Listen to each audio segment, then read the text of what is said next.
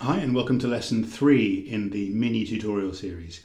This time I'd like to look at articulating the bow stroke.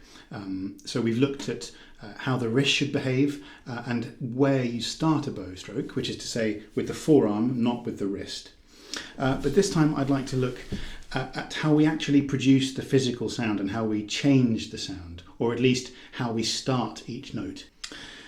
So in order to start examining how it is that we make a sound, we produce a sound with the viol, with the bow, I'd like to first talk about the articulation of the bow stroke. In order to press down on the hair so that we can make the string speak, all you need to do is rotate your forearm to the left. This can cause some confusion. I have come across some students finding this hard to interpret. So what I say is this: if you imagine walking up to your front door, or to a front door that has a doorknob, you grab the doorknob and you don't move your wrist to turn the doorknob, you simply rotate your arm to the left. So there's a rotation of the whole of the forearm, and that motion, the doorknob motion as I'll call it, is how you apply weight or pressure through the middle finger pushing down and the palm pushing up on the hair. So if we put the bow on the string and we rotate the arm just to the left a little bit, you'll feel the middle finger pushing down and the palm pushing up. And then if we put a lot of weight in and we try and move the bow, we get that sound. That's the beginning of any sound on the viol. If you were to play a nice note and slow it right down in your audio program, you would first of all hear, and that would be released, and you would be followed. That would follow the nice sound of the bow. So we often refer to the initial articulation, that sound, as the consonant, and the open ringing sound as the vowel of the note. The viol is very good at producing consonants, and we produce consonants with this rotation of the hand, the doorknob motion.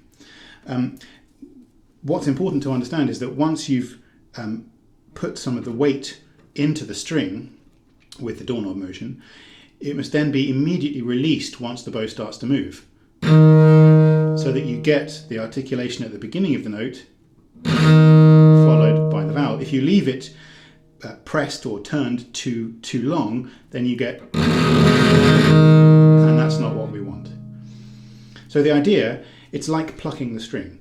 If you pluck any of your strings, then the motion, of course, has to start with a silence as the thumb or whichever finger is pushing against the string, and that's equivalent to the opening consonant of a bowed note. And then when you pluck, you release that tension and the string is able to ring. The only difference with the bow is that once the initial articulation is released, we can just gently encourage the note to continue to ring with the hair and the bow. And by that logic, you must make sure not to press on the hair the whole way, otherwise you strangle that vowel. So if we press the whole way, we get the initial articulation, and then we get a really harsh constricted sound. Whereas if we start with the articulation and then release the pressure with the middle finger, you get a nice open vowel sound, and that's what we're aiming at. On behalf of me and Walter here, I'd just like to say a huge thank you to everybody who's watched and commented on my tutorial videos thus far. It's been hugely rewarding to have such a positive response and to be able to offer some kind of useful tips and help, especially during this difficult time. If you'd like to help support what I'm doing, it would be great if you could subscribe and like the video on YouTube. If you'd like to provide financial support, I'd be extremely grateful.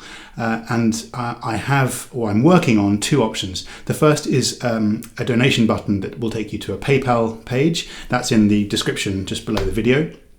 I'm also working on a Patreon account, which will allow you to subscribe to a series of tutorial videos and play along consort and baroque music, where I will provide either a continuo line on my bass or all of the parts in a consort piece, and those will I'm planning for those to come with videos, audio files and scores, so you can play along in consorts even if you're quarantined at home. I'm working on that. It'll hopefully be live over the next few days. Thank you again, and I'll see you in the next one.